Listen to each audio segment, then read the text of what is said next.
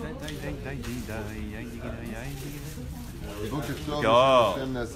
on est aujourd'hui le dimanche 15 du mois de juillet, le Gimel du mois de Av. Aujourd'hui, on parlera de Tisha B'Av dans le Baal Peleyoetz. Bezrat Hashem, mais avant tout, j'aimerais remercier. Juste un tout petit instant pour me donner un peu le temps d'y arriver. Une grande aslacha pour Odélia Myriam Bat Simon Simcha, qu'Akadosh Baruch Hu lui donne une grande réussite dans ses examens, si Dieu veut. Shnia Achat, Shnia. Daniel Bilar Ayakar, Toda Rabba, Tzkel Mizot Masim Tovim, Rudi Atea, Toda Rabba, Mamash, Tzkel Mizot Masim Tovim, Refouach Lema, pour tous les malades d'Israël, Bichlalam et Hashem Atov. Refouach Lema pour Henriette, Chev Tziba, Bat Luna, Chaim Ben Chassiba, Anna Elna Refana Lahem, une grande réussite pour Michael Amar, Bezrat Hashem Barach. Oufren. Alors pour reprogrammation moteur qui m'a envoyé un don pour dédier un cours, j'aimerais son nom, parce que je ne peux pas mettre ça au nom d'une société. On attaque directement avec la liste que nous avons en pensant à Sassia, non, Sarah Batassia, Achlama Meira, V définitive, Hashem, Oufren Meir, Soufan. Moratimi Akdosha Vateora, Chaya Bet Miriam, Sarata Le Batefrat Miriam, Yafa Johanna Bat Shemesh, David Chaim Ben Noah, Ezekiel Yitzhak Chaim Ben Rivka Esther, Rachel Valérie Efrat, Barta Letkwika Rivka Esther, Asher Stéphane Ben Moshe Zami, Jami, Sarah Gisèle Bat Louise Léa Bat Kim Khaderi, Yosef Gérard Ben Julie Michael Ben Léa Yehuda Ben Eliaou Seyad, Joël Myriam Bat Sarah, Witu Ora Bat Myriam Zohara Edel, Ruth Bat Laetitia Sarah, Chaim Aaron Lev Ben Rivka, Efrat Yehudit Yael Bat Ruth Morgan Perla Rouchale Bat Neili Anna Loski, Esther Bat Sarah Levet Ben Zaken, Dov Shimon Ben Zion Bar Redoma. Elou Nishmat Elef Alfa Abdalim pour l'élévation de l'âme de Mazal, Bat Simcha Atia, Aléa Shalom, Vivian Khama Bat Mesaouda Félix Ben Esther Rivka, Bat Miriam Partouche, Dani Léon Yehuda Chaim Ben Mesaouda Hajjaj, Nathan David Bagda, Serge Yehuda Clémentine Ben Clémentine, Gabriel David Ben Suzanne Mazal, Esther Chaya Bat Zouizal. Aléa Shalom. Qu'est-ce que tu as? Il a dit le remerciement pour le café. Le remerciement pour le café dans lequel tu as mis, je crois, tes doigts, c'est ça? Il y a une cuillère. Baruch Haba. On est dans le Baal Peleyoetz aujourd'hui à propos de Tisha B'Av. J'aurais voulu faire un cours sur un sujet que je n'ai pas trouvé dans beaucoup de livres. Il doit certainement exister, mais je n'ai pas tout regardé. Et l'une des choses que doit le plus nous travailler l'approche sur Tisha B'Av, c'est la remise en question de ce que nous sommes pour devenir meilleurs. Hier, j'ai fait un cours à Tête Vav que j'aimerais bien refaire en vidéo. Oui, j'ai reçu beaucoup de messages que les gens ont vraiment beaucoup apprécié ce chiot sur savoir faire les tochechot, les remontrances. Et c'est bien beau de faire des cours sur les remontrances, mais les meilleures remontrances sont celles qu'on se retourne à soi-même, d'être capable de se dire que, ok, on est là à dire aux autres ce qu'ils ont à faire, mais est-ce que nous, on est capable d'être aussi ce que l'on est? Très souvent, à la maison, à l'échelle individuelle ou familiale, on rentre en tant que Baal Habayit, on dit à sa femme, ça c'est pas comme ça, à ses enfants, toi tu fais pas assez comme il faut. Ah ben, la question, c'est est-ce que nous, Bémet, on fait ce qu'il faut? Est-ce que nous, Bémet, on est capable de se dire que le temple a peut-être été aussi détruit à cause de nous? C'est une grande ma'ala. Et à cet insu, j'aimerais apporter mes excuses en public à une personne que j'aime particulièrement, qui s'appelle le Rav Yoel Ben Arosh, de qui j'ai parlé avec amitié. Ceci étant, je n'étais pas d'accord avec certaines Chilouké Deot vendredi. J'ai retiré mon cours parce qu'il a été froissé et vexé. Et je m'excuse en public, comme je l'ai fait en public, même si ça n'avait rien de personnel, au contraire. Rav Yoel Ben Arosh, Bezrat Hashem, je viens te présenter Mechila ou Slicha Vekapara. J'avais appris d'ailleurs une personne qui m'avait dit, pourquoi on dit Mechila, Slicha Vekapara? Il y a plusieurs degrés là, juste une parenthèse. C'est que Mechila, ça commence par l'être même. C'est Gematria 40. C'est Licha, c'est Samer. Ça fait 60. 60 et 40, 100. Kapara, ça commence par la lettre Kaf. Ça fait 20. En tout, ça fait 120. Mi Sherotze Lichiot, Me'avesrim Shana Beshalva, celui qui veut vivre 120 ans, à cet ami, il devra faire attention de ne jamais vexer d'obtenir le pardon de tout le monde et de faire ses caparotes. Je le fais pour deux raisons. La première, c'est parce que j'aime particulièrement cette personne. Alors, Yorav Ben Arush, c'est une personne que j'apprécie vraiment beaucoup. Il a une très belle Torah. Même si de l'autre côté, je dis, sans parler de lui, que j'en ai un peu marre d'entendre à droite et à gauche, on tape tout le temps sur le monde Haredi. C'est un peu l'honneur du monde Haredi que je tiens à relever, même si je suis très nationaliste au niveau de ma Torah. Aval, ça ne nous donne pas le droit de faire du mal à quiconque. Et si je t'ai fait du mal, Arav Yoel Ben Arush, Rabbi Omori, Mechila Usticha Bekapara Mamash Mikol Alev. Et c'est la première mise en question que je ferai ce matin. Pour deux raisons. La première, je me suis dit que je le ferai de toute façon parce que je me dois de le faire. Et la deuxième, je pense que dans cette semaine qui nous mène à Tisha B'Av, chaque mari ou chaque personne qui travaille se doit d'aller voir les personnes qui auraient été vexées, qui auraient été blessées, qui auraient été gênées. Et qu'on leur demande Mamash Mechila. On leur demande Mamash Mechila parce qu'on ne peut pas reconstruire le Beth Amikdash de notre cœur si on veut reconstruire. On ne peut pas reconstruire le Beth Amikdash à Jérusalem si on n'a pas reconstruit le Beth Amikdash qui est dans notre cœur. Velachen Mamash Shuv ani madgish et anikuda azot be'ahava, bechiba ou begahava. C'est beaucoup d'orgueil pour moi que d'être capable de demander pardon. Et j'en profite pour le faire pour toute personne qui, dans mes shiurim, juifs comme non-juifs, auraient été vexés par un de mes propos. Mes propos sont dits les Shem Shamaim, comme je l'ai dit vendredi, je n'ai aucun intérêt personnel dans tout cela, mais cela ne me donne pas le droit de faire du mal à quiconque. La reine, tous autant que vous êtes ici présents, Mechila Usticha Bekapara, pour cette semaine de Tisha B'Av, qu'on reconstruise Mamash Binyan et De'ad dans notre cœur, pour que le Créateur du monde, Bezrat Hashem, nous donne le srout de pouvoir le reconstruire ensemble. Ce soir, on sera à Jérusalem, à la salle Euphoria, à Talpiot, à Jérusalem, des rabbinim de tendances différentes pour montrer que Béhémet, au contraire, il n'y a pas de haine entre nous, mais mamash de la hardout.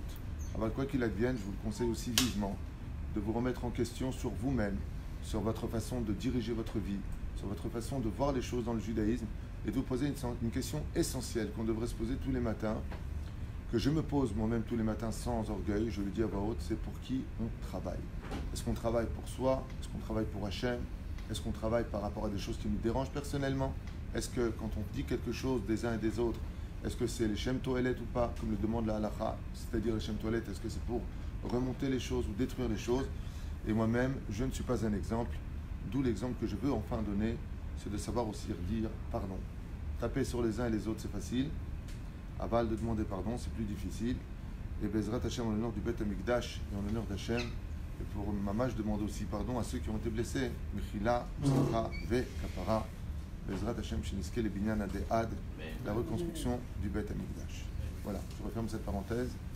Que ce soit le Rav Yoel Ben Arush Ayakar, Aouvi, Didi, Mamash, ou toute autre personne qui aurait été touchée par ce que j'enseigne, même si je répète de l'autre côté qu'on a le droit de ne pas être d'accord avec moi. Et la Torah que j'enseigne, ça devrait être que je le reçois, Shivim Panim la Torah, mais ça ne me donne aucunement le droit de faire du mal à quiconque. Chas v'shalom. Le but, c'est de relever et de ne pas faire descendre les autres.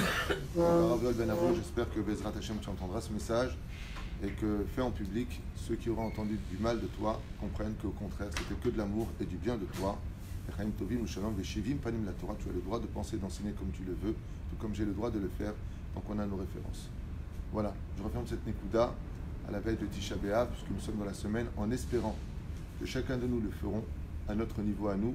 Je vous conseille vivement ce soir de rentrer chez vous, pour ceux qui sont mariés, on peut dire encore mariés, parce que dans cette génération, c'est très dur de trouver des gens qui le sont. Aval, de vous remettre en question. N'oubliez pas, les parents, que ce n'est pas une honte de demander pardon à vos enfants si vous avez raté leur éducation. Ce n'est pas une honte que de dire écoute, il faut que je te parle. Tu n'es pas tout à fait responsable de tes déchéances, tu n'es pas tout à fait responsable de ce que tu es. J'y suis aussi pour beaucoup.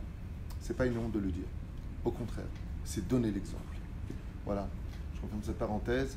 J'espère que Bezrat Hashem, Niskekulanu, les Avatrinam, les Ichiba Yetera, et qu'on apprenne tous à se relever les uns les autres, même si des fois, je répète ça encore une fois, vis-à-vis de la Torah, il y aurait des dangers pour certaines situations, de certains enseignants, de certains enseignements.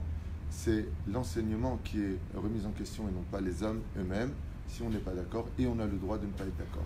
Tout comme de l'autre côté, je comprendrais très bien que certains rabbinim ne soient pas d'accord avec mes enseignements, c'est leur droit, et ils ont certainement leurs références. Mais je rappelle qu'il y a 70 facettes dans la Torah. Et chez Niske Bezrat Hashem, Ba'alot et Ta'am, les Dugma Tova, de montrer le peuple d'Israël a un bon exemple. Afin pour nos enfants, pour nos épouses, pour nos parents, nos beaux-parents, pour ceux qui sont dans le travail, n'ayez pas honte à la veille de cette semaine qui nous reste pour la reconstruction du temple, si on ne veut pas jeûner dimanche prochain, d'être capable de dire je me remets en question, peut-être que j'ai eu tort, peut-être que je ne suis pas bécédaire, peut-être que ce que je vois chez les autres comme défauts, ce sont mes propres défauts, peut-être, mi-yodéa. Alors si moi je le fais à mon niveau à moi, qui est un petit niveau, vous qui êtes d'un plus grand niveau, à plus forte raison, vous devez le refaire, vous remettre en question. Comme une fois j'ai entendu, ça m'a fait rire, quelqu'un qui hurlait sur sa famille, il faut vous calmer dans cette maison, il n'arrêtait pas de hurler pendant 1 heure. Donc c'est très mignon d'entendre ce genre de choses, mais à un moment peut-être qu'il devrait se dire, peut-être que c'est moi qui hurle. Tisha B'Av, Omer Lanou, Arav, Baal Pele Yoetz, Rabbi Eliezer Papo, Zatzal. Alors je ne l'ai pas fait, je vais le faire avec vous. Bezrat Hashem. Tisha B'Av, ou Ayom Asher Kara Hashem, l'Ifri ou Misped. Le Créateur du monde a appelé ce jour-là, nous dit le Baal Pele Yoetz. Un jour où il appelle ses enfants aux larmes et au Misped. Alors, mais c'est Misped. Les aspides en hébreu, ça veut dire faire des oraisons funèbres. Le Créateur du monde veut que d'un côté on pleure, mais qu'on rappelle petit un le pourquoi de la destruction du temple.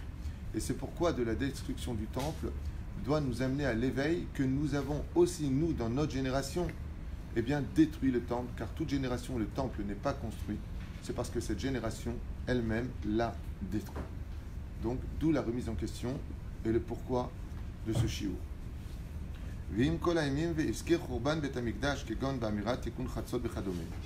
si, pour ceux qui ont l'habitude de rappeler pendant le Tikkun Chatzot, de pleurer le Khurban Bet Hamikdash, la destruction du temple, ils n'ont pas attendu, ce qui veut dire ici, Tisha B'Av. Vous savez qu'à Tisha B'Av, on ne fait pas Tikkun Chatzot, parce que c'est Moed, c'est un jour de fête. Normalement, on devrait espérer que chaque jour, Bezrat Hashem, on reconstitue une pierre du Bet Hamikdash pour qu'à Tisha B'Av lui-même, nous n'ayons pas à pleurer le Khurban Bet Hamikdash, mais à danser dans le Bet Hamikdash.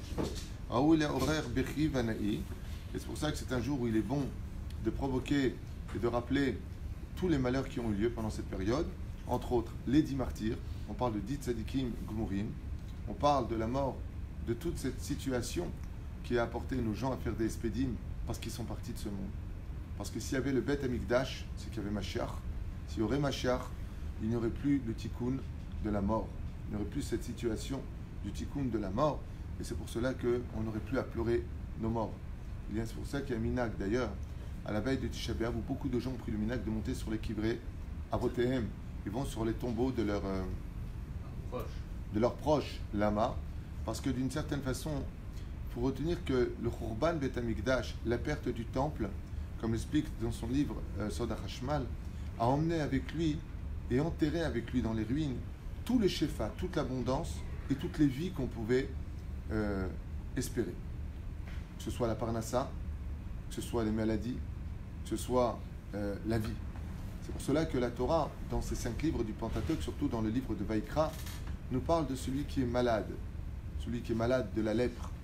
Celui qui est malade de la lèpre. Et pourquoi prendre cet exemple-là à cause du Lachon Hara qui est relié à la destruction du temple? Parce que la lèpre est une maladie tout simplement incurable. Elle n'est pas soignable. Non seulement elle n'est pas soignable, mais elle est transmissible. Elle se transmet d'une personne à une autre, tout comme le Lachon Hara se transmet d'une personne à une autre.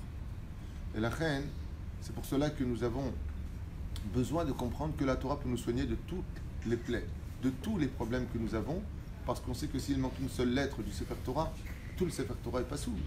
De la même façon, s'il manque un seul juif à l'appel dans notre cœur, alors tout notre cœur est pas sourd. Mais la reine, B'Siata d'Ishmaïa, nous devons comprendre que la destruction du temple n'a pas qu'englouti l'histoire d'un lieu géographique dans lequel la Shrina voulait résider pour elle-même, pour être proche de nous, parce que c'est la réaction du Créateur du monde. Quand il a créé le monde, il nous dit Ve'asuli migdash v'shachanti betocham lo nivra haolam ela bishvil she'asuli dira batartonim. Le monde a été créé pour qu'on fasse à Dieu une place dans la matérialité. Donc si on amène le Créateur du monde avec nous, imaginez un petit peu à quoi cela ressemblerait. Imaginez que vous ayez comme ami le plus grand professeur mondial qui n'a jamais eu d'échec quand il s'est occupé d'un malade. Qui que ce soit, et quelle que soit sa maladie, il est réputé pour avoir 100% de réussite de le guérir. Imaginez que vous êtes à côté de lui. Imaginez que cet homme, on prend l'exemple d'un homme, soit archi-multimilliardaire, reconnu comme étant la plus grande fortune du monde. Imaginez que cet homme, non seulement guérirait de toutes les maladies, que sa fortune serait presque fichée à l'infini, ou définie comme étant infinie. Imaginez que cet homme-là ait les plus grandes midotes qu'on puisse espérer trouver chez une personne. Qu'il est d'une générosité sans pareil. Que tout celui qui vient lui parler avec sincérité obtiendrait de lui tout ce dont il a besoin. Est-ce qu'on aimerait être proche de lui? Est-ce qu'on aimerait lui donner notre maison? Ou est-ce qu'on aimerait le savoir loin de nous? Il est évident qu'on serait honorifié de sa présence. Il serait évident qu'on serait heureux, qu'on se sentirait en total. Qu'est-ce que j'ai dit? Honoré. Certainement. Honoré. Merci de me reprendre. C'est chachouv meod. Savoir bien parler. Honoré de sa présence. Vadaï. Celui dont je vous parle est bien au-dessus. C'est le créateur du monde. Dont l'or et l'argent est dans ses mains. Notre santé est dans ses mains. Ouais. Les midotes chez lui sont parfaites. Le seul problème, c'est qu'on n'est pas à côté de lui. C'est lui qui est à côté de nous. C'est-à-dire que Dieu est proche de nous, mamash, mais nous, on n'est pas proche de lui. Et ça nous mérite. Ça nous donne le mérite de comprendre qu'on a de quoi pleurer. Même si on n'a pas connu le Khurban Bet Amikdash nous-mêmes. Même si on n'a pas vu le Bet Amikdash de nos propres yeux. Le fait de réaliser que c'est nous qui nous sommes éloignés pendant ces 2000 ans de galoute particulière du Créateur du monde, il n'y a pas de quoi pleurer en se disant, mais tu te rends compte que lui, il veut te rencontrer. Cet artiste multimilliardaire, qui est le plus grand professeur du monde, qui a un cœur exceptionnel, c'est lui qui veut nous rencontrer et c'est nous qui lui disons, attends 2 minutes, j'ai pas le temps parce que ce soir à 18h, il y a le mondial. C'est nous qui lui disons, non attends, là je peux pas parce que je vais à Jean Lépin, tu comprends, avec les meufs. C'est nous qui lui disons, non, là je peux pas te rencontrer parce que j'ai pas besoin de toi. J'ai de l'argent, j'ai ce qu'il me faut. Ça, c'est une raison pour laquelle, Béhémet, on a de quoi pleurer le Khurban Bet Amikdash. Parce que si on avait le Bet Amikdash, nous aurions dans notre pays le plus grand ami, le plus grand père, le plus grand seigneur du monde, chez lesquels toutes les possibilités ne sont pas impossibles. Ou plutôt le contraire, toutes les impossibilités sont possibles. Autant pour moi. Ce matin, je parle en verlan.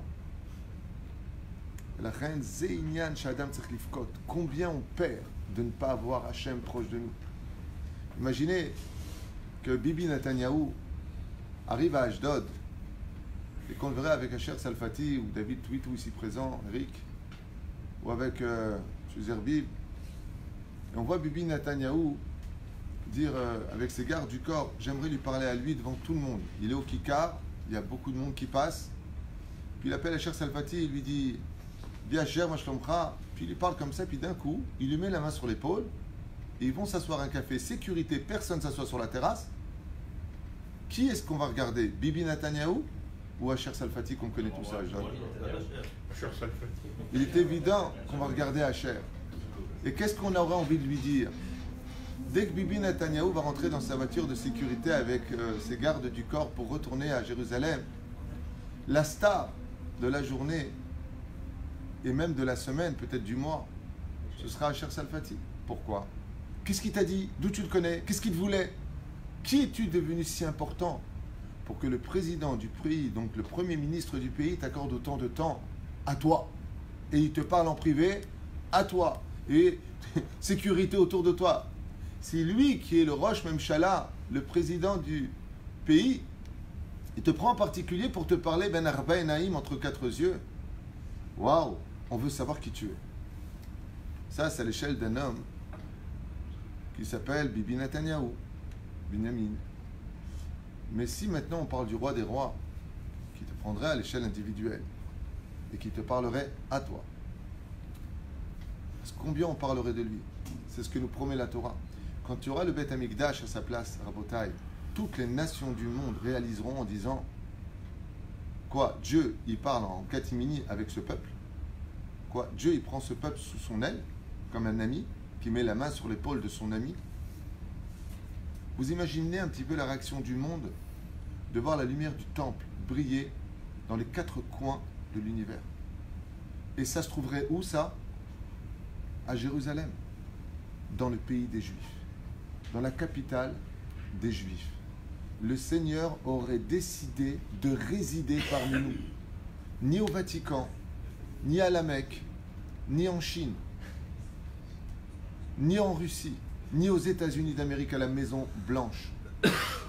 Le créateur du monde qui a créé toutes les molécules, la Terre, les univers, il résiderait parmi nous, chez nous à la maison. C'est comme les Madavar Domé. Imaginez que le Rabbi Lubavitch, il arrive ici, il va s'installer chez qui? C'est Rabbi David Ben Baron. Il vient chez lui. D'un coup, qui connaîtrait cet endroit? Tout le monde. Le Rabbi de Lubavitch est chez lui, ou chez Igal. Imagine, le Rabbi, il est chez toi à la maison, et de chez toi, il va recevoir tout le monde. Ta maison deviendra la plus connue d'Ashdod. Pourquoi? Parce que c'est chez lui, chez toi, que réside ce grand tzaddik qui était le Rabbi de Lubavitch. Tu imagines un petit peu? Igal, je peux te parler? D'un coup, tu deviens la star. Qu'est-ce qu'il y a? Dis-moi, tu peux me faire rentrer chez toi? Je peux le voir? Je peux rentrer? Tu es devenu la star. Tout le monde te parle. Tu vois, tu peux lui dire qu'il me fait une bracha, tu peux lui donner mon nom. D'un coup, partout où tu vas, tu es le numéro 1. Pourquoi? Parce que chez toi, tu as le tzaddik. Parce que chez toi, tu as Kadosh Baruch Hu, dans ton pays, dans ta demeure. Et tout ça, c'est dépendant que d'une seule chose. Pas de lui. Dieu nous a dit, Be'ita ou Be'achishena. Si vous voulez m'avoir maintenant, vous pouvez m'avoir maintenant. C'est dépendant que de vous. C'est à vous d'agir. Pas de moi. Moi, je suis prêt. Moi, je suis là. Moi, je veux vous fréquenter. Est-ce que vous voulez de moi? Est-ce qu'il n'y a pas de quoi faire le hesped, l'oraison funèbre de toutes ces pertes face à notre vie médiocre d'aujourd'hui? Combien même, grâce à Dieu, on a tout ce qu'il faut. On est loin, loin, loin d'être sorti des Metzarim. Et l'une des raisons pour lesquelles, Béhémet, on doit se remettre en question cette semaine tout particulièrement, non pas par rapport à une teshuva individuelle ou générale, non.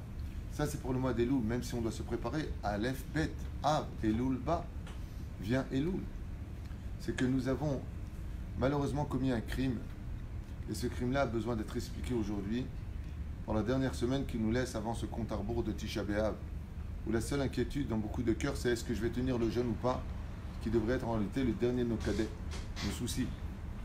Le cadet nous soucie, c'est dit comme ça. Je suis dément ce matin, fatigué je suis. C'est dimanche, C'est dimanche, jour du Seigneur.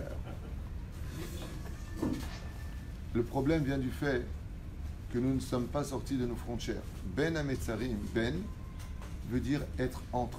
Metzarim, c'est pas simplement la période des malheurs, c'est aussi les frontières. Okay? Nous sommes dans les Metzarim, dans nos frontières. C'est qu'on s'est tellement habitué à vivre une situation médiocre que ce médiocre est devenu pour nous le best. C'est quoi une situation médiocre? Bon, j'ai ma femme, j'ai mes enfants, j'ai de quoi manger, j'ai de quoi partir en vacances. Ah bah tout va bien. J'ai le chien à la maison, Riri, Akol Tovli. J'ai de l'oseille, Akol Tovli. Hashem Ishmor Ve'erachem. On a oublié un détail où les ma adavar domé, mashlou mashal meod yafé. Les Chachamim nous ont donné un très très très belle métaphore. Ils disent comme ça.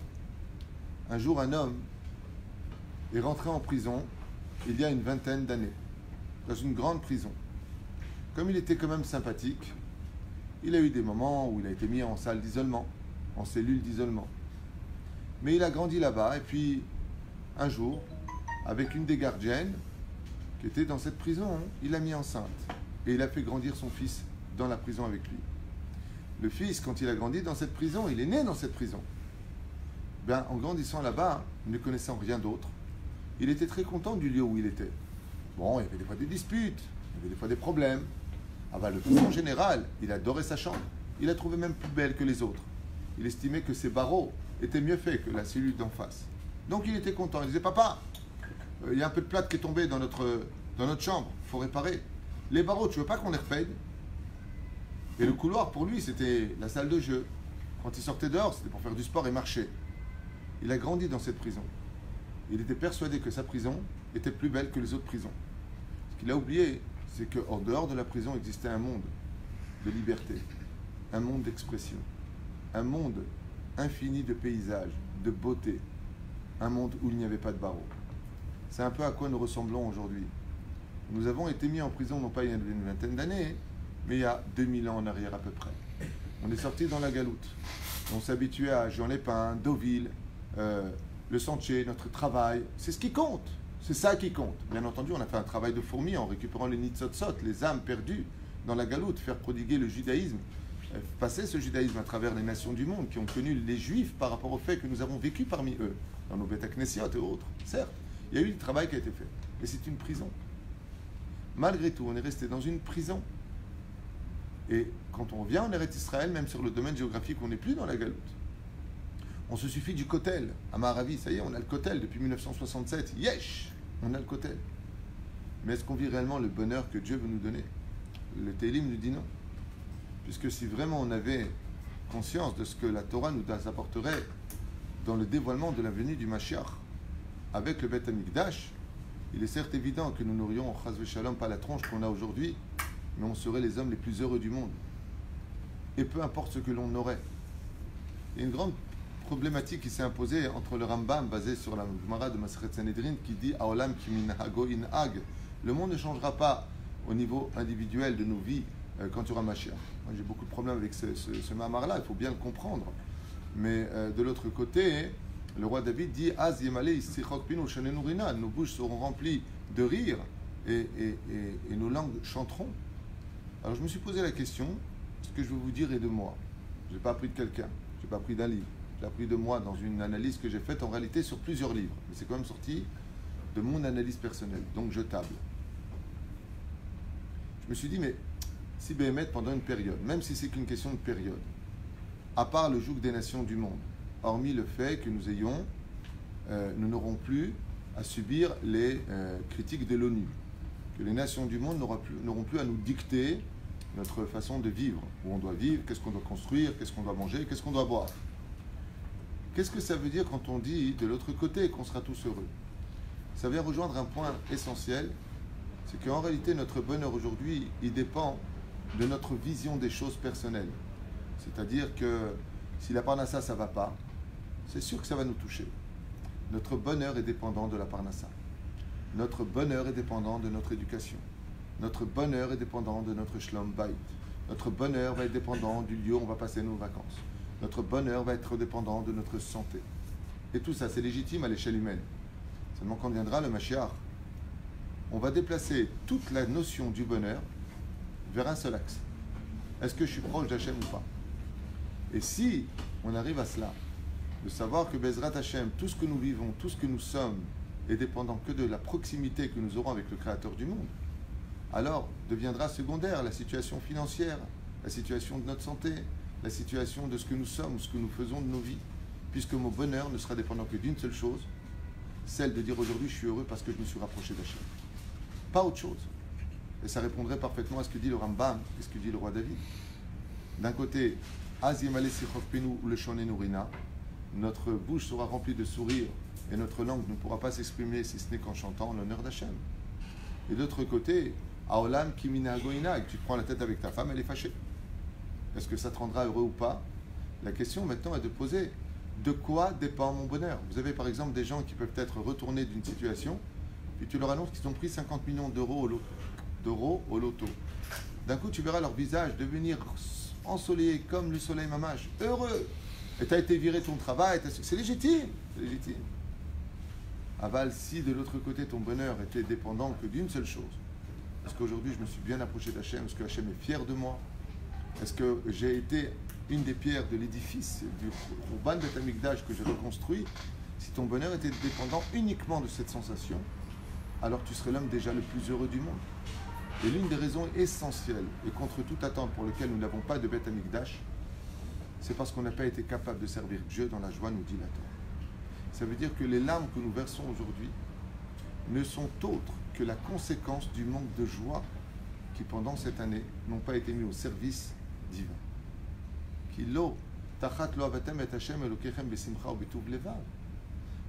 Vous n'avez pas été assez heureux de me servir, dit Hachem, et d'être satisfait dans la joie de ce que je vous ai donné. que je vous ai tout détruit. C'est-à-dire que la perte vient nous montrer combien on avait avant. Des fois, il n'y a que quand on se rend compte, ah, c'est quoi cette maison, je l'aime pas, c'est quoi cette femme, elle me saoule, c'est quoi cette vie, j'en ai ras-le-bol. Alors quand la personne perd tout, et qu'elle n'a plus de maison, qu'elle n'a plus de femme, qu'elle n'a plus rien, la personne commence peut-être par réaliser combien il avait être heureux de ce que Dieu lui a donné pour que Dieu lui rajoute encore plus de choses. C'est ça le espèce du Khurban Bet Hamikdash.